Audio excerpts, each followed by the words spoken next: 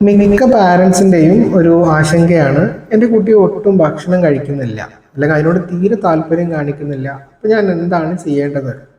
അതുപോലെ എൻ്റെ കുട്ടി പിക്കി ഈറ്ററാണ്, അപ്പം ഞാൻ എന്താ ചെയ്യേണ്ടത്?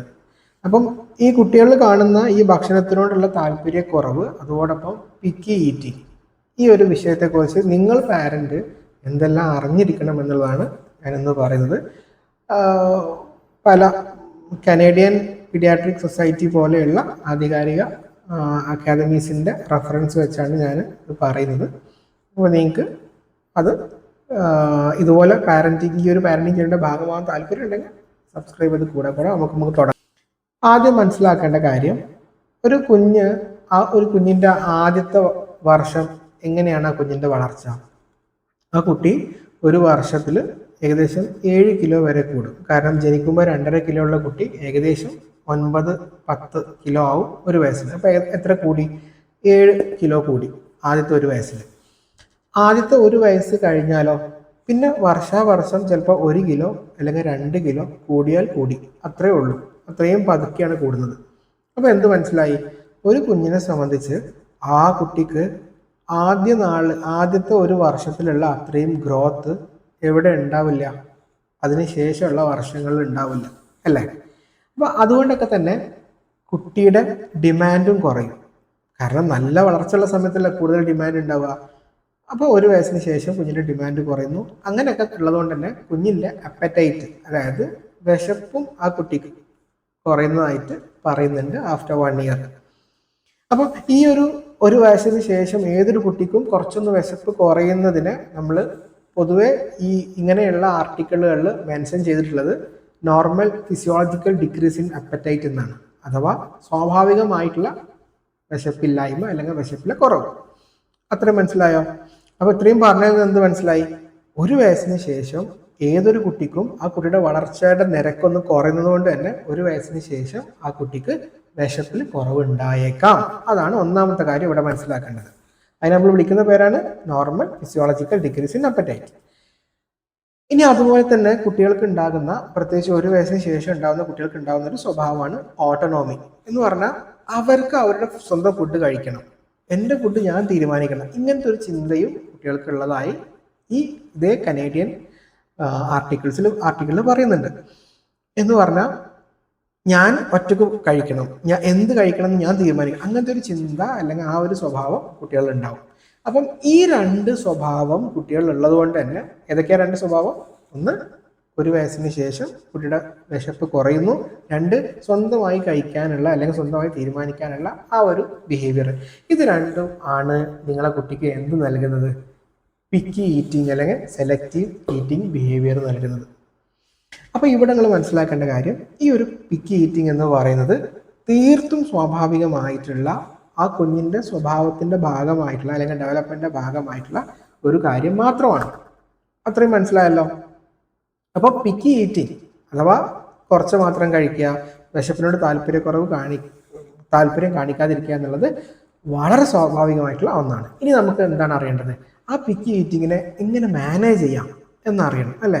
കാരണം ശരിയാണ്, കുട്ടി ചിലപ്പോൾ കുറച്ച് അല്ലെങ്കിൽ ചെറിയ രൂപത്തിലേ കഴിക്കുന്നുണ്ടാവുള്ളൂ, പക്ഷേ അതിനെ മാനേജ് ചെയ്യാൻ അറിയണം, അല്ലേ? ഇനി നമ്മൾ പറയുന്നത് നിങ്ങളൊക്കെ കാത്തിരുന്ന ടോപ്പിക്കാണ്, അതായത് എങ്ങനെ ഇതിനെ മറികടക്കാം അല്ലെങ്കിൽ എങ്ങനെ നമുക്ക് ഈ പിക്കി ഈറ്റിങ്ങിനെ നമുക്ക് ഒഴിവാക്കാം എന്നുള്ളതാണ് ഇനി പറയുന്നത്. അപ്പം അവിടെ നിങ്ങൾ ആദ്യം മനസ്സിലാക്കേണ്ട കാര്യം, നിങ്ങളെ കുട്ടി പിക്കി ഈറ്റർ ആണ്, അതായത് വളരെ കുറച്ച് മാത്രമേ കഴിക്കുന്നുള്ളൂ. ഇത് ഈ പറയപ്പെടുന്ന എല്ലാം മിക്കതും ബാധകമായിട്ടുള്ളത് 1 വയസ്സ് മുതൽ 5 വയസ്സ് വരെയുള്ള കുട്ടികളുടെ കാര്യത്തിലാട്ടോ. അപ്പോൾ നിങ്ങളുടെ കുഞ്ഞ് ഒരു പിക്കി ഈറ്റർ ആണെന്ന് വിചാരിക്കുക. പിക്കി ഈറ്റർ ആണ് എന്നുണ്ടെങ്കിൽ ആദ്യം എന്താ നോക്കേണ്ടത്? ആ കുഞ്ഞിൻ്റെ ഹെൽത്തും ന്യൂട്രീഷണൽ സ്റ്റാറ്റസും ഓക്കെ ആണോ എന്ന് നോക്കണം. അതെങ്ങനെ നോക്കാം? അവിടെ നിങ്ങൾക്ക് ഒരു പീഡിയാട്രിഷ്യൻ്റെ സഹായം തേടേണ്ടി വരും. ഇവിടെ ഹെൽത്തും ന്യൂട്രീഷണൽ സ്റ്റാറ്റസും എന്ന് പറയുന്നത് എന്താ ഉദ്ദേശിക്കുന്നത്? ആ കുട്ടിയുടെ ഹൈറ്റ്, വെയിറ്റ്, അതോടൊപ്പം ആ കുട്ടിക്ക് ഏതെങ്കിലും ന്യൂട്രീഷൻ കുറഞ്ഞതിൻ്റെ ലക്ഷണങ്ങൾ ഉണ്ടോ, ഇതൊക്കെ ഉണ്ടോ നോക്കലാണ് ആദ്യത്തെ പടി.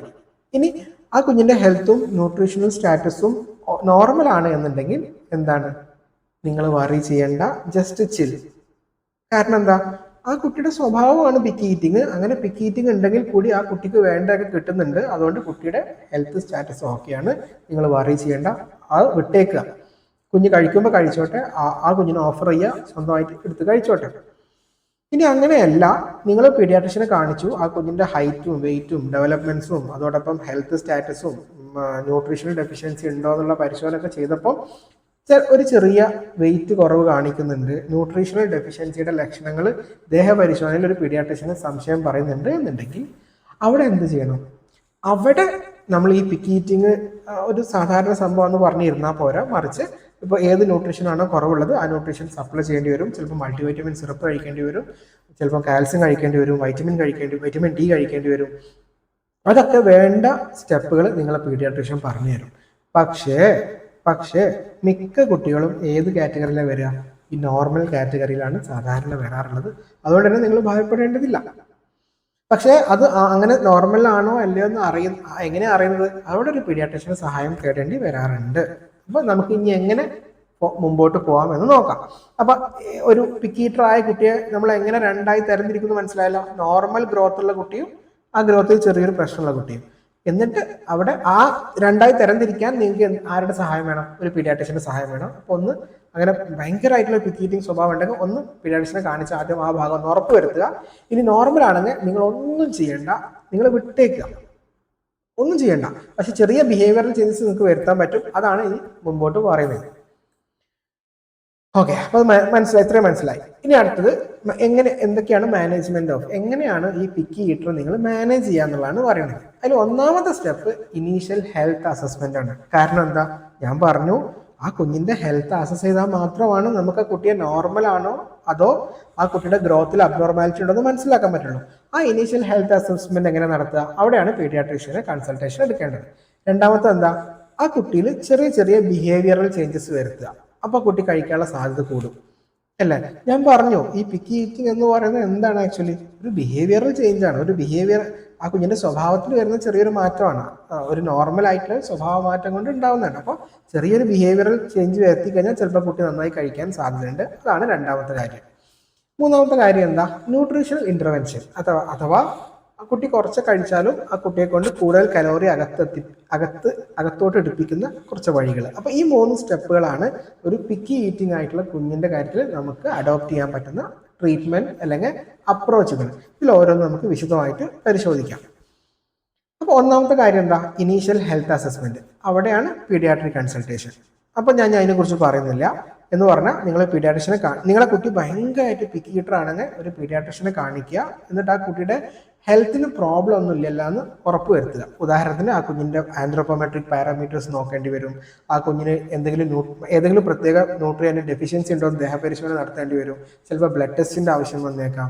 ഇനി ഈ കുട്ടി തീരെ കഴിക്കാത്തത് പിക്കി ഈറ്റിംഗ് കൊണ്ട് തന്നെയാണോ അതോ മറ്റ് ചില മൈക്രോ ന്യൂട്രിയൻ ഡെഫിഷ്യൻസി വന്നാലും കുട്ടിക്ക് ഫുഡിനോട് താല്പര്യക്കുറവുണ്ടാവും, അത് വല്ലതും ആണോ? അതൊക്കെ നോക്കി പരിശോധിക്കലാണ് ഒന്നാമത്തെ സ്റ്റെപ്പ്. അതൊക്കെ നോക്കി പരിശോധിച്ച് ഉണ്ട് എന്നുണ്ടെങ്കിൽ അതിന്റെ മാനേജ്മെന്റ് നിങ്ങളെ പീഡിയാട്രിഷ്യൻ അഡ്വൈസ് ചെയ്യും. ഇനി അതില്ല എന്നുണ്ടെങ്കിൽ ഈ പിക്കി ഈറ്റിങ്ങിന് ചെറിയ സ്വഭാവ മാറ്റങ്ങൾ വരുത്തിയാൽ മതി. അതാണ് രണ്ടാമത്തെ സ്റ്റെപ്പ്, അഥവാ ബിഹേവിയറൽ ചേഞ്ചസ്.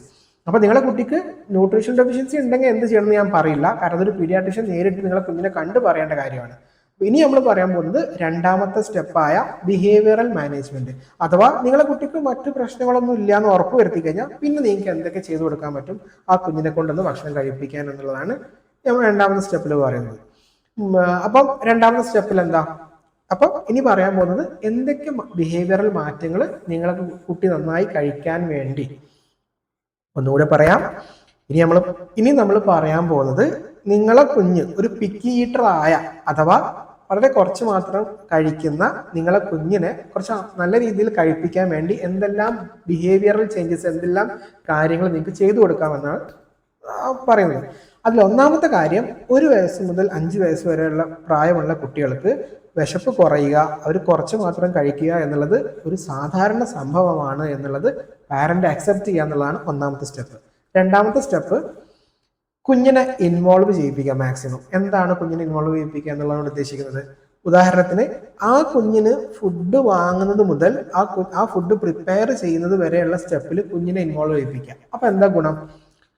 ഞാൻ അത് ഉദാഹരണം പറയാം. ഇപ്പൊ നിങ്ങൾ മാർക്കറ്റിൽ പോവാണ്, അപ്പൊ കുഞ്ഞിനോട് ചോദിക്കുക, ഇന്ന് രാത്രി അല്ലെങ്കിൽ ഇന്ന് ഉച്ചക്ക് മോനക്ക് എന്താ അല്ലെങ്കിൽ മോൾക്ക് എന്താ വേണ്ടത്, ഞാൻ ഇതിൽ ഏത് പ്രോഡക്റ്റാണ് വാങ്ങേണ്ടത് എനിക്ക് ഫുഡ് ഉണ്ടാക്കാൻ. അതോടൊപ്പം ആ പ്രോഡക്റ്റ് വീട്ടിൽ കൊടുന്ന ഫുഡ് ഉണ്ടാക്കുന്ന പ്രോസസ്സിൽ ആ കുട്ടിനെ ഉൾക്കൊള്ളിക്കുക. അതിൻ്റെ ഗുണം എന്താ? ഇങ്ങനെയൊക്കെ ചെയ്യുമ്പോൾ ആ കുട്ടിക്ക് ഒരു തോട്ട് ഉണ്ടാവുകയാണ്, ഞാൻ തന്നെയാണ് എനിക്ക് കഴിക്കാനുള്ള ഫുഡ് ഞാൻ ചൂസ് ചെയ്യുന്നത്. അപ്പൊ അങ്ങനെ ഒരു തോട്ട് ഉള്ളത് കൊണ്ട് തന്നെ ആ കുട്ടി അങ്ങനെ ആ കുഞ്ഞ് തന്നെ ചൂസ് ചെയ്ത ഫുഡ് വീട്ടിൽ വന്ന് ഉണ്ടാക്കുന്ന സമയത്ത് അത് കഴിക്കാനുള്ള സാധ്യത കൂടും. അപ്പൊ ഫുഡ് ചൂസ് ചെയ്യുന്നത് മുതൽ ഉണ്ടാക്കുന്ന പ്രോസസ്സിലൊക്കെ കുഞ്ഞിനെ നിങ്ങൾ ഇൻവോൾവ് ചെയ്യിപ്പിക്കുക. 2, B creative. ഇപ്പൊ ഇതുപോലെ ക്രിയേറ്റീവ് ആയ മെത്തേഡിൽ നിങ്ങൾ കുഞ്ഞിന് ഫുഡ് പ്രസന്റ് ചെയ്യാം. അത് ചിലപ്പം കാർട്ടൂൺ ക്യാരക്ടേഴ്സ്, ഇപ്പോൾ ദോശയൊക്കെ നമ്മൾ ചെറിയ പല രൂപത്തിൽ ഉണ്ടാക്കും. അങ്ങനെ ക്രിയേറ്റീവ് ആയ രൂപത്തിൽ പ്രസന്റ് ചെയ്യാം. 3-ാമത്തെ കാര്യം, ഫാമിലി. എപ്പോഴും വിത്ത് ഫാമിലി ആയിരിക്കണം നിങ്ങൾ ഫുഡ് കഴിക്കാൻ ഇരിക്കേണ്ടത്. നിങ്ങളുടെ മീൽ ടൈമും കുഞ്ഞിൻ്റെ മീൽ ടൈമും ഒരുപോലെ വരുന്ന രീതിയിൽ സെറ്റ് ചെയ്യാൻ മാക്സിമം ശ്രമിക്കുക. അത് കുഞ്ഞിൻ്റെ നല്ലൊരു ഫീഡിങ് ബിഹേവിയർ മാത്രമല്ല, കുഞ്ഞിൻ്റെ സോഷ്യൽ ഡെവലപ്മെൻറ്റ്, കമ്മ്യൂണിക്കേഷൻ ഇതിനൊക്കെ സഹായിക്കുന്ന ഒന്നാണ് ഈ ഒരുമിച്ചുള്ള ഫുഡ് കഴിപ്പ്. അത് കുഞ്ഞുങ്ങളിൽ ഫുഡ് കഴിക്കുന്നത് കൂടാനുള്ള സാധ്യതയുണ്ട്. കാരണം ഈ കനേഡിയയുടെ ഇതേ ആർട്ടിക്കിൾ തന്നെ അവർ പറയുന്നുണ്ട്, നിങ്ങളെ കുഞ്ഞ് നിങ്ങളെങ്ങനെ കഴിക്കുന്നു അല്ലെങ്കിൽ അവരെ പിയർ ഗ്രൂപ്പിലുള്ള കുട്ടികൾ എങ്ങനെ കഴിക്കുന്നു എന്ന് കണ്ടിട്ടാണ് കഴിക്കാനുള്ള ഒരു ത്വര ഉണ്ടാവുന്നത്. അപ്പം അതുകൊണ്ട് തന്നെ അംഗൻവാടിയിൽ പോയി കഴിഞ്ഞാൽ, അപ്പോൾ നിങ്ങളുടെ കുഞ്ഞ് അംഗൻവാടിയിൽ പോകുന്നുണ്ടെങ്കിൽ ആ അംഗൻവാടിയിലെ കുട്ടികൾ കഴിക്കുന്നത് കാണുമ്പോൾ നിങ്ങളുടെ കുഞ്ഞ് കഴിക്കാറുണ്ട്. അതുകൊണ്ടൊക്കെയാണ് കുട്ടികളെ 3 വയസ്സാകുമ്പോൾ അംഗൻവാടിയിൽ വിടണമെന്ന് പറയുന്ന മറ്റൊരു കാരണം. അതോടൊപ്പം വീട്ടിൽ അങ്ങനത്തെ ഒരു സാഹചര്യം സൃഷ്ടിക്കലാണ് ഇങ്ങനെ ഫാമിലിയുടെ കൂടെ കഴിക്കുക എന്ന് പറയുന്നത്. അടുത്ത ഒന്നാണ് ഓൺ പ്ലേറ്റ് എന്നുള്ള കൺസെപ്റ്റ് നിങ്ങൾ മാക്സിമം പ്രൊമോട്ട് ചെയ്യുക. അതായത് ആ കുട്ടിക്ക് കുഞ്ഞിൻ്റെ പ്ലേറ്റ്, ആ പ്ലേറ്റിൽ ഇതുപോലെ എല്ലാ ഹെൽത്തി ആയിട്ടുള്ള ഫുഡും നിങ്ങൾ കൊടുക്കുക. പ്ലസ് അയാൾക്ക് അയാളുടെ പ്ലേറ്റ് സ്വന്തമായിട്ട് എടുത്ത് കഴിക്കട്ടെ. ചിലപ്പോൾ ആ കുട്ടി പൂർണ്ണമായിട്ട് കഴിക്കുന്നുണ്ടാവില്ല, ചിലപ്പോൾ അത് ബാക്കിയാക്കുന്നുണ്ടാവാം, മൊത്തം തറയിലൊക്കെ വൃത്തികേടാക്കുന്നുണ്ടാവും. പ്രശ്നമുള്ള കാര്യമല്ല. പക്ഷെ ആ കുഞ്ഞിൻ്റെ പ്ലേറ്റ് ആ കുഞ്ഞിന് കൊടുക്കുക. അവരെ എങ്ങനെ ഒറ്റയ്ക്ക് മാനേജ് ചെയ്ത് കഴിക്കുകയോ അങ്ങനെ കഴിക്കട്ടെ, പ്രശ്നമുള്ള കാര്യമല്ല. പക്ഷേ ആ ഓൺ പ്ലേറ്റ് എന്ന കൺസെപ്റ്റ് നിങ്ങൾ മാക്സിമം പ്രൊമോട്ട് ചെയ്യുക. മറ്റൊന്ന് പോർഷൻ സൈസ്. അതായത് നിങ്ങൾ ആ കുട്ടിക്ക് കൊടുക്കുന്നത് എങ്ങനെയായിരിക്കണം. നിങ്ങൾ ആ കുട്ടിയെ നിങ്ങൾ കുഞ്ഞിൻ്റെ ആഗ്രഹപ്രകാരമുള്ള ഫുഡ് വാങ്ങിച്ചു കൊണ്ടുവന്നു, നിങ്ങൾ പ്രിപ്പയർ ചെയ്തു, വളരെ ക്രിയേറ്റീവായിട്ടുള്ള രൂപത്തിൽ അത് പ്രസൻറ്റ് ചെയ്തു, ഫാമിലിയുടെ കൂടെ കൊണ്ട് ഇരുത്തി, അവനക്ക് അവൻ്റെതായ അല്ലെങ്കിൽ അവൾക്ക് അവളുടേതായ പ്ലേറ്റ് കൊണ്ട് കൊടുത്തു. അതിൽ വിളമ്പുമ്പോൾ ശ്രദ്ധിക്കേണ്ട കാര്യമാണ് പോർഷൻ സൈസ്. ആദ്യം എപ്പോഴും ചെറിയ ഫുഡ് പോർഷൻ വെച്ച് തുടങ്ങുക. കുഞ്ഞ് ആക്സെപ്റ്റ് ചെയ്യുന്നുണ്ടെങ്കിൽ മാത്രം കൂടുതൽ കൊടുക്കുക. അത് ഒരു പോസിറ്റീവ് ഫീഡിങ് ബിഹേവിയർ ഉണ്ടാക്കുമെന്ന് ഇവർ പറയുന്നുണ്ട്. അതോടൊപ്പം അടുത്തൊരു കാര്യമാണ്, മീൽ ടൈം എപ്പോഴും എൻജോയബിൾ ആയിരിക്കണം. മറിച്ച് ആ മീൽ ടൈമിൽ ഒരിക്കലും പണിഷ്മെൻറ്റ്, അതുപോലെ ഡിസിപ്ലിൻ, ഇപ്പോൾ പല പാരൻസ് ചെയ്യുന്നൊരു തെറ്റാണ്. കുഞ്ഞ് ഭക്ഷണം കഴിക്കാൻ വന്നിരിക്കുന്ന സമയത്ത് ആ കുഞ്ഞിനെ പല ഡിസിപ്ലിനും പഠിപ്പിക്കുക, ടേബിൾ മാനേഴ്സ് വളരെ ഫോഴ്സ് ചെയ്ത് പഠിപ്പിക്കുക. അതോടൊപ്പം ആ കുഞ്ഞിനെ ഇൻട്രോഗേറ്റ് ചെയ്ത്, അപ്പോൾ ഒരു LKG പോകുന്ന കുട്ടികളാണെങ്കിൽ അവർ തിരിച്ച് വീട്ടിൽ വന്ന സമയത്ത് ഫുഡ് കഴിക്കാതിരിക്കുമ്പോൾ ആ കുഞ്ഞിനെ ഇൻട്രോഗേറ്റ് ചെയ്യുക, ഇന്ന് സ്കൂളിൽ എന്താ സംഭവിച്ചത്, അങ്ങനെ കുറേ ചോദ്യം ചെയ്യൽ, അതൊന്നും ആവരുത്. മീൽ ടൈം എപ്പോഴും എൻജോയബിൾ ആയിരിക്കണം എന്നുള്ളതാണ് അത് മറ്റൊരു കാര്യം. മറ്റൊന്ന് മീൽ ടൈം ഡ്യൂറേഷൻ. ഇത് പ്രത്യേകിച്ചും ചെറിയ കുട്ടികളുടെ കാര്യത്തിലാണ് ശ്രദ്ധിക്കേണ്ടത്. 1 വയസ്സ് 2 വയസ്സൊക്കെ ഉള്ള പ്രായമുള്ള കുട്ടികൾക്ക് നിങ്ങൾ meal time duration maximum 20 minutes fix ചെയ്യുക. അത് ആ സമയം കൊണ്ട് കുഞ്ഞ് കഴിച്ചില്ലെങ്കിൽ വേണ്ട, പിന്നീട് കൊടുക്കാം. അപ്പം താല്പര്യമുള്ള കുട്ടികളാണെങ്കിൽ എന്തായാലും 20 മിനിറ്റ്സ് കൊണ്ട് അവർ കഴിച്ചിട്ടുണ്ടാവും. അപ്പോൾ ആ മീൽ ടൈം ഒന്ന് ചുരുക്കി 20 മിനിറ്റ്സ് ആക്കാൻ ശ്രമിക്കുക. അതിനപ്പുറത്തോട്ട് മാക്സിമം പോവാതെ ശ്രദ്ധിക്കുക. അങ്ങനെ എന്നിട്ടും ബാക്കി വരുന്നതിനും കുറച്ച് കഴിഞ്ഞിട്ട് കൊടുക്കാം. അടുത്ത ഒന്ന്, ഞാൻ പറഞ്ഞു കുഞ്ഞുങ്ങൾക്ക് പൊതുവെ ഫുഡിനുള്ള താല്പര്യം കുറവായിരിക്കും, അവരുടെ അപ്പറ്റൈറ്റ് കുറവായിരിക്കും. ആ അപ്പറ്റൈറ്റിനെ സ്റ്റിമുലേറ്റ് ചെയ്യാനുള്ള കാര്യങ്ങൾ ചെയ്തു കൊടുക്കുക. എന്താണ്? ഉദാഹരണത്തിന് കുഞ്ഞുങ്ങളെ എക്സസൈസ് അല്ലെങ്കിൽ പ്ലേ, ഒരുപാട് ഫിസിക്കൽ ആക്ടിവിറ്റി മാക്സിമം പ്രൊമോട്ട് ചെയ്യുക. അത് ഇതിന് മാത്രമല്ല, കുഞ്ഞുങ്ങളിലിപ്പോൾ ഉയർന്നു വരുന്ന ഒരു വലിയൊരു പ്രശ്നമാണ് ഒബിസിറ്റി. അതിന് പോലും നമ്മൾ തടയിടാൻ ചെയ്യാൻ പറ്റുന്നൊരു കാര്യമാണ് ഈ എക്സസൈസ് ആൻഡ് പ്ലേ. അപ്പോൾ അത് നിങ്ങൾ പ്രൊമോട്ട് ചെയ്യുക, അതിനുവേണ്ടി കുഞ്ഞുങ്ങളെ പ്രോത്സാഹിപ്പിക്കുക. അപ്പോൾ അത് കുഞ്ഞിൻ്റെ വിശപ്പിനെ കുറച്ചൊന്ന് ബൂസ്റ്റ് ചെയ്യും. ഇപ്പോൾ നല്ലോണം ആക്റ്റീവായ കുട്ടികൾക്ക് കുറച്ച് വിശപ്പ് കൂടുതലായിരിക്കും. അതുപോലെ തന്നെ ഇങ്ങനെ ഇതിപ്പോൾ ഞാൻ പറഞ്ഞു കുഞ്ഞിനെ നല്ലോണം കളിക്കാൻ വിടണം, അല്ലെങ്കിൽ കളിച്ച് കഴിയുമ്പോൾ അവരുടെ അപ്പറ്റൈറ്റ് ഓക്കെ ആവുമെന്ന് ഞാൻ പറഞ്ഞു. പക്ഷെ അങ്ങനെയൊക്കെ ആണെങ്കിൽ കൂടി ഒരു കുട്ടി ഭയങ്കരമായിട്ട് ഓവർ സ്റ്റിമുലേറ്റഡ് ആയി ടയേർഡായിരിക്കുന്ന മൊമെന്റിൽ പോയി ഫുഡ് കൊടുക്കലല്ല വേണ്ടത്. അങ്ങനെ കൊടുത്തു കഴിയുന്ന സമയത്ത് കുഞ്ഞ് കഴിക്കാനുള്ള ചാൻസ് കുറവാണ്. അപ്പോൾ കുഞ്ഞ് പ്ലേ അല്ലെങ്കിൽ അങ്ങനെ പുറത്തുള്ള ആക്ടിവിറ്റീസ് ഒക്കെ ഉണ്ടെങ്കിൽ, അല്ലെങ്കിൽ ഓവർ സ്റ്റിമുലേറ്റ് ആയി നിൽക്കുന്ന സമയമാണെന്നുണ്ടെങ്കിൽ ആദ്യം കുഞ്ഞിനെ ഒരു 10-15 മിനിറ്റ് മീലിൻ്റെ മുമ്പ് നിങ്ങൾ ഇൻഫോം ചെയ്യുക. ഇപ്പോൾ നമുക്ക് 10 മിനിറ്റ്സ് അല്ലെങ്കിൽ 15 മിനിറ്റ്സ് കഴിഞ്ഞിട്ട് നമുക്ക് മീൽ ടൈമാണ്, നമുക്ക് ഫുഡ് കഴിക്കാം. അപ്പോൾ ആ കുഞ്ഞിനെ സെൽഫായിട്ട് ആ കുഞ്ഞ് പ്രിപ്പയർ ചെയ്ത് ആ മീലിലോട്ട് വരിക. അപ്പം സ്റ്റിമുലേറ്റിംഗ് അപ്പറ്റൈറ്റ്സിൽ എന്താണ് മനസ്സിലാക്കേണ്ടത്? കുഞ്ഞുങ്ങളെ എപ്പോഴും ഫിസിക്കൽ ആക്ടിവിറ്റി അവരുടെ കൂട്ടുക, പുറത്തോട്ട് കളിക്കാനോ മറ്റോ അല്ലെങ്കിൽ ചെറിയൊരു ആക്ടിവിറ്റീസിലൊക്കെ ഇൻവോൾവ് ചെയ്യിപ്പിക്കുക. അത് വിശപ്പിനെ കൂട്ടും. പക്ഷേ അങ്ങനെ ചെയ്യുമ്പോഴും ഈ ആക്ടിവിറ്റി കഴിഞ്ഞ പാട് ഫുഡ് കൊടുക്കാതെ കുറച്ചൊന്ന് റെസ്റ്റ് ഒക്കെ കഴിഞ്ഞ് കുഞ്ഞിനോട് ആദ്യമേ പറയാം നമുക്ക് കുറച്ച് കഴിഞ്ഞിട്ട് കഴിക്കാം. അപ്പോൾ ഓവറായി സ്റ്റിമുലേറ്റ് ചെയ്ത് അല്ലെങ്കിൽ ഓവറായി എക്സേഷൻ ഉണ്ടായ ആ ഉടനെ ഫുഡ് കൊടുക്കാതെ കുറച്ച് സമയം കഴിഞ്ഞ് ഫുഡ് കൊടുക്കുക. അതും ഈ ഫുഡ് കഴിക്കാനുള്ള സാധ്യത കൂട്ടുന്ന കാര്യങ്ങളാണ്. അടുത്തത് സ്നാക്സ്. വലിയൊരു പ്രശ്നമാണ്. ഈ സ്നാക്സിനെ കുറിച്ച് എന്താണ് സ്നാക്സ്? നമ്മുടെ മേജർ മീലായ മോർണിംഗ്, നൂൺ, നൈറ്റ് ഈ 3 ഭക്ഷണങ്ങൾക്ക് ഇടയിൽ നമ്മൾ കൊടുക്കുന്ന കുഞ്ഞു ഫുഡിനെ വിളിക്കുന്ന പേരാണ് സ്നാക്സ്. അത് കുഞ്ഞുങ്ങളുടെ കാര്യത്തിൽ എപ്പോഴും ഹെൽത്തി ആയിരിക്കണം. ഫ്രൂട്ട്സിൻ്റെ പീസോ അല്ലെങ്കിൽ ചെറിയ കട്ട്ലേറ്റ് പോലത്തെ ഹെൽത്തി ആയിട്ടുള്ള കട്ട്ലേറ്റ്സോ അതൊക്കെ ആയിരിക്കണം. അപ്പോൾ ആ സ്നാക്സ് കൊടുക്കുന്നതും ഈ കുഞ്ഞിൻ്റെ പിക്കി ഈറ്റിങ്ങുമായി ചെറിയ ബന്ധമുണ്ട്. ഈ സ്നാക്സിന് നമുക്ക് 2 രൂപത്തിൽ പറയേണ്ടിയിരിക്കുന്നു എന്ന് പറഞ്ഞാൽ, ഇപ്പം നിങ്ങളെ കുഞ്ഞ് ഈ സ്നാക്ക് ടൈമിൽ കഴിക്കുന്നത് വെറും ഏതെങ്കിലും ജ്യൂസുകൾ മാത്രമാണ്, കലോറി കുറഞ്ഞ എന്തെങ്കിലുമൊക്കെ പ്രോഡക്ട്സ് ആണ്, അല്ലെങ്കിൽ ഒരു കാര്യമായ നല്ലൊരു സ്നാക്സ് അല്ല കഴിക്കണമെന്നുണ്ടെങ്കിൽ അങ്ങനെയുള്ള സ്നാക്സുകൾ ഈ തീരെ കഴിക്കാത്ത കുട്ടികളിൽ നിങ്ങൾ വേണമെങ്കിൽ ഒന്ന് ഒഴിവാക്കുക. അതാണ് നല്ലത്. കാരണം എന്താ, സ്നാക്സ് കഴിക്കുമ്പോൾ മേജർ ഫുഡ് കഴിക്കാനുള്ള ചാൻസ് കുറയും. അപ്പോൾ ഈ കുട്ടിക്ക് സ്നാക്സ് കൊണ്ട് കാര്യമായ കലോറി കിട്ടുന്നില്ല എന്നുണ്ടെങ്കിൽ പിന്നെ കുഞ്ഞിൻ്റെ ഡെവലപ്മെൻറ്റ് ഏതാണ് വേണ്ടത്? നമ്മുടെ മേജർ ഫുഡിൻ്റെ കലോറിയാണ് വേണ്ടത്. പക്ഷേ ഈ സ്നാക്സ് കൊണ്ട് കാര്യമായി കലോറിയും കിട്ടുന്നില്ല, പക്ഷെ വയറും ഫുള്ളാവുന്നുണ്ട്. അപ്പോൾ ആ മേജർ ഫുഡ് കുട്ടി കഴിക്കില്ല. അപ്പോൾ അങ്ങനെയുള്ള കുട്ടികൾ നിങ്ങൾ സ്നാക്സ് ഒഴിവാക്കുക, അല്ലെങ്കിൽ ഒന്ന് ലിമിറ്റ് ചെയ്യുക. മറിച്ച് ചില കുട്ടികൾ മേജർ ഫുഡ് കഴിച്ചില്ലെങ്കിലും സ്നാക്സ് നല്ലോണം കഴിക്കും. അങ്ങനെയുള്ള കുട്ടികൾ എന്ത് ചെയ്യുക, അവരുടെ തൂക്കം വെക്കാൻ വേണ്ടി ആ സ്നാക്സിൽ മാക്സിമം നല്ല കലോറിയുള്ള കാര്യങ്ങൾ ആഡ് ചെയ്യുക. ഉദാഹരണത്തിന് നെയ്യിലോ അല്ലെങ്കിൽ പാനിലൊക്കെ ഇട്ട് ഫ്രൈ ചെയ്തെടുക്കുന്ന നല്ല കട്ട്ലേറ്റുകളോ അല്ലെങ്കിൽ പാൻ കേക്കുകളോ ഉണ്ടാക്കാം. അപ്പോൾ ആ സ്നാക്സിനെ നിങ്ങൾ വൈസായിട്ട് ഉപയോഗിക്കുക എന്നുള്ളതാണ് ഇവിടെ ശ്രദ്ധിക്കേണ്ടത്. അപ്പോൾ ഹെൽത്തി അല്ലാത്ത അല്ലെങ്കിൽ ഒട്ടും കലോറി ഇല്ലാത്ത വെറും ജ്യൂസ് പോലത്തെ സ്നാക്സ് ആ ടൈപ്പാണ് കഴിക്കുന്നുണ്ടെങ്കിൽ അത് ഒഴിവാക്കുക. മറിച്ച് തൂക്കക്കുറവുള്ള കുട്ടിക്ക് മെയിൻ ഫുഡ് കഴിക്കുന്നില്ല, സ്നാക്സ് കഴിക്കുന്നുണ്ടെങ്കിൽ സ്നാക്സിനെ നിങ്ങൾ ഉൾപ്പെടുത്തുക. അതാണ് ചെയ്യേണ്ടത്. ഇനി അടുത്തത് അവോയ്ഡ് ഡിസ്ട്രാക്ഷൻസ്. ഒന്ന് മൊബൈൽ ഫോണാണ്, അത് നിങ്ങൾക്കെല്ലാം അറിയാം. ഇനി അപ്പോൾ ഇത്രയും പറഞ്ഞതാണ് നമ്മൾ ഒരു കുഞ്ഞിൻ്റെ ബിഹേവിയറൽ ചേഞ്ചസ്. ആ ഒരു നമുക്ക് എന്തൊക്കെ മാറ്റങ്ങൾ വരുത്തി കഴിഞ്ഞാൽ കുഞ്ഞിനെ കൊണ്ട് കഴിപ്പിക്കാം എന്നുള്ളതാണ് ഞാൻ ഇത്രയും പറഞ്ഞത്, പിക്കി ഈറ്റേഴ്സായ കുഞ്ഞുങ്ങളുടെ കാര്യത്തിൽ. അപ്പോൾ അത്രയും മനസ്സിലായെന്ന് വിശ്വസിക്കുന്നു. അപ്പോൾ ഈ ഡിസ്കഷൻ വൈൻഡ് അപ്പ് ചെയ്യുന്നതിന് മുമ്പ് ഒന്നുകൂടി പറയാനുള്ള കാര്യം, നിങ്ങൾ എപ്പോഴും മനസ്സിലാക്കേണ്ട കാര്യം, പാരൻസിൻ്റെ റോൾ എന്താ? നിങ്ങളെ റോള് എന്താണ്? നിങ്ങളെ റോളെന്ന് പറഞ്ഞത് ഏത് ഫുഡാണ് കുഞ്ഞിന് ന്യൂട്രിറ്റീവ് ആയിട്ടുള്ള ഹെൽത്തി ആയിട്ടുള്ള ഫുഡ് ഓഫർ ചെയ്യുക, അത് മാത്രമാണ് നിങ്ങളുടെ റോള്. കുട്ടിയുടെ റോളാണ് എത്ര കഴിക്കണം, എപ്പോൾ കഴിക്കണം, ഞാൻ എങ്ങനെ കഴിക്കണം എന്നൊക്കെ തീരുമാനിക്കുന്ന കുഞ്ഞാണ്. അവിടെ നിങ്ങൾ വാശി പിടിച്ച് നിങ്ങൾ തീരുമാനം എടുക്കുന്ന ഒരാളാവരുത്. നിങ്ങളാകെ ചെയ്യേണ്ടത് വ്യത്യസ്ത തരത്തിലുള്ള ന്യൂട്രിറ്റീവ് ആയിട്ടുള്ള ഫുഡുകൾ കുഞ്ഞിന് ഓഫർ ചെയ്യുക. അത് അതിൻ്റെ അതിൻ്റെ ക്വാണ്ടിറ്റി, എപ്പോൾ കഴിക്കണം എന്നുള്ള ടൈം അതൊക്കെ കുഞ്ഞ് തീരുമാനിക്കും. അത് നിങ്ങൾ ആദ്യമേ മനസ്സിലാക്കുക. അല്ലാണ്ട് അതിൻ്റെ പേരിൽ ഫോഴ്സ് ചെയ്യാൻ നിൽക്കരുത്. അതാണ് അവസാനമായിട്ട് പറയാനുള്ളത്. ഇനി അടുത്തൊരു കാര്യമാണ്, ഈ പല പാരൻസും ചോദിക്കാറുണ്ട്, എൻ്റെ കുട്ടി പിക്കി ഈറ്റർ ആണ്, അപ്പം ഞാൻ അപ്പറ്റൈറ്റ് സ്റ്റിമുലൻ്റ് ഏതെങ്കിലും മരുന്ന് കൊടുത്തിട്ട് അവൻ്റെ വിശപ്പ് കൂട്ടണോ? വേണ്ട എന്നുള്ളതാണ് റെക്കമെൻഡേഷൻ. അങ്ങനെ ഒരു മരുന്നിൻ്റെ ആവശ്യമേ ഇല്ല. അത് പിന്നെ അടുത്തതാണ് വൈറ്റമിൻ ആൻഡ് മിനറൽ സപ്ലിമെന്റ്സ് ഞാൻ കൊടുക്കണോ? ഓക്കെ, കുട്ടിക്ക് മരുന്ന് കൊടുത്ത് വിശപ്പ് ഉണ്ടാക്കണ്ടെന്ന് മനസ്സിലായി. അപ്പോൾ വൈറ്റമിൻ മിനറൽ സപ്ലിമെന്റ് കൊടുക്കണോ? അവിടെ ഞാൻ ആദ്യം പറഞ്ഞു, നിങ്ങളെ കുട്ടിക്ക് ഒരു പീഡിയാട്രിഷ്യൻ പരിശോധിച്ചിട്ട് വൈറ്റമിൻസിൻ്റെയും മിനറൽസിൻ്റെ ഒക്കെ ഡെഫിഷ്യൻസി കണ്ടുപിടിക്കുക അല്ലെങ്കിൽ സംശയിക്കുകയാണെങ്കിൽ നമ്മൾ എന്ത് കൊടുക്കും? വൈറ്റമിൻസ് ആൻഡ് മിനറൽ സപ്ലിമെന്റ്സ് കൊടുക്കും. അല്ലാത്ത പക്ഷം അതിൻ്റെയും ആവശ്യമില്ല.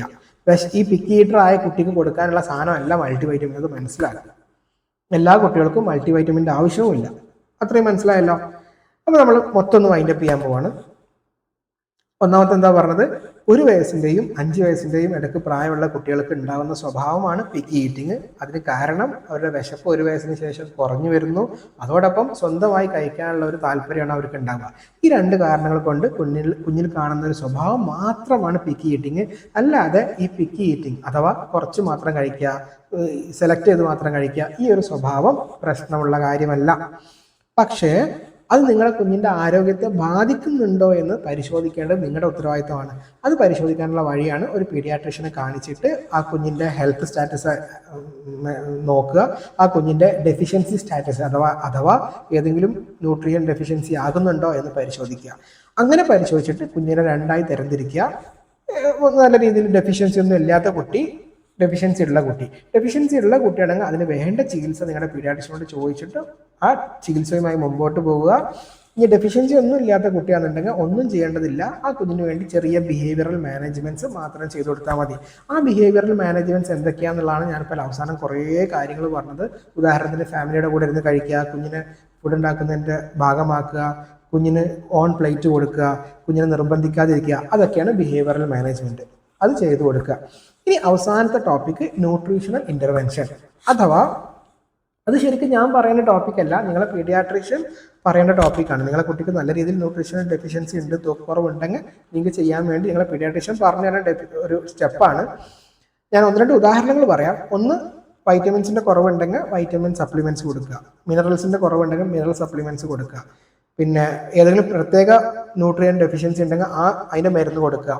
അതോടൊപ്പം വീട്ടിൽ ചെയ്യാൻ പറ്റുന്ന കാര്യമാണ്, ഞാൻ പറഞ്ഞു നിങ്ങളെ കുട്ടി ഫുഡ് എത്ര കഴിക്കണമെന്ന് നിങ്ങൾക്ക് വാശി പിടിക്കാൻ പറ്റില്ല.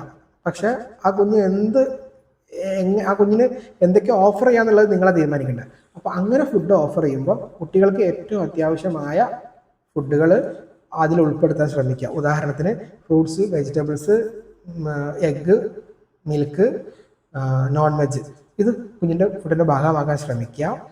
രണ്ടാമത്തെ കാര്യം, ഫുഡ് കുറച്ച് കഴിച്ചാലും ആ കഴിക്കുന്നതിന് കലോറി കൂട്ടാനുള്ള വഴികൾ നോക്കുക. ഉദാഹരണത്തിന് നിങ്ങൾ നെയ്യിൽ ടോസ്റ്റ് ചെയ്ത് കൊടുക്കുക, പിന്നെ ഡ്രൈ ഫ്രൂട്ട്സ് പൊടിച്ചത് ആഡ് ചെയ്യുക, അതൊക്കെ നല്ല കലോറി ഉള്ള സാധനമാണ്. ഗ്രൗണ്ട് നട്ട് പൊടിച്ചത് ആഡ് ചെയ്യുക. അങ്ങനെ കലോറി കൂട്ടി, ചെറിയ ഫുഡാണെങ്കിലും അതിൻ്റെ കലോറി കൂട്ടാനുള്ള വഴി നോക്കുക. ഇതൊക്കെയാണ് ന്യൂട്രീഷൻ ഇൻ്റർവെൻഷനിൽ പറയുന്നത്. അത് നമുക്ക് സെപ്പറേറ്റ് ടോപ്പിക്കായി ഡിസ്കസ് ചെയ്യേണ്ടതുള്ളതുകൊണ്ട് പിന്നീട് പറയാം. മാത്രമല്ല അതൊരു പരിധിവരെ ഒരു പീഡിയാട്രീഷ്യൻ നേരിട്ട് നിങ്ങളെ കുഞ്ഞിനെ കാണുമ്പോൾ പറഞ്ഞു തരേണ്ട വഴികളാണ്. അപ്പോൾ ഇങ്ങനെയൊക്കെയാണ് നിങ്ങൾ പിക്കി ഈറ്റിങ്ങിനെ കുറിച്ച് അറിഞ്ഞിരിക്കേണ്ടത്, മനസ്സിലായിരിക്കേണ്ടത്. അപ്പം at the end of the day എന്താണ് മനസ്സിലാക്കേണ്ടത്? ഒരു കുഞ്ഞിന് അപ്പറ്റൈറ്റ് കുറയുക എന്നുള്ളത് വളരെ സ്വാഭാവികമാണ്. അതിൻ്റെ ഭാഗമായിട്ട് കുഞ്ഞിന് കാണുന്നൊരു സ്വഭാവം മാത്രമാണ് പിക്കി ഈറ്റിങ്. കുട്ടി ഹെൽത്തി ആണെന്നുണ്ടെങ്കിൽ നിങ്ങൾ വറി ചെയ്യേണ്ട, ജസ്റ്റ് ചിൽ. ഇനി കുട്ടി ഹെൽത്തി അല്ല, ഡെഫിഷ്യൻസി ഉണ്ടെങ്കിൽ മാത്രം നിങ്ങൾ ഒരു മെഡിസിനിലോട്ട് പോയാൽ മതി. അതോടൊപ്പം തന്നെ കുട്ടിക്ക് വെറൈറ്റി ആയിട്ടുള്ള ഫുഡ് ഓഫർ ചെയ്യുക എന്നുള്ളതാണ് ആസ് എ പാരന്റ് നിങ്ങളുടെ ഉത്തരവാദിത്തം. അത് എത്ര കഴിക്കുന്നു, എപ്പോൾ കഴിക്കുന്നു എന്നുള്ളത് കുട്ടി തീരുമാനിക്കും. മനസ്സിലായല്ലോ? പിന്നെ ബിഹേവിയറൽ മാനേജ്മെന്റ് ഒന്ന് ട്രൈ ചെയ്ത് നോക്കാം. ആ ബിഹേവിയറൽ മാനേജ്മെന്റ് ആണ് ഞാൻ ഇത്രയും പറഞ്ഞത്. അപ്പം ഈ ടോപ്പിക്ക് മനസ്സിലായെന്ന് വിശ്വസിക്കുന്നു. പിക്കി ഈറ്റിംഗ് എന്ന ആ ഒരു സ്വഭാവത്തെക്കുറിച്ച് നിങ്ങൾക്ക് ഒരു ഐഡിയ കിട്ടിയെന്ന് വിശ്വസിക്കുന്നു. അപ്പം ഇതുപോലെയുള്ള ടോപ്പിക്സും ഈ ഡിസ്കഷൻ്റെ ഭാഗമാവാൻ, പാരന്റിങ് ജേർണിയുടെ ഭാഗമാവാൻ താല്പര്യം ഉണ്ടെങ്കിൽ സബ്സ്ക്രൈബ് ചെയ്ത് കൂടാം. അടുത്ത വീഡിയോയിൽ കാണുന്നവരെ ബൈ.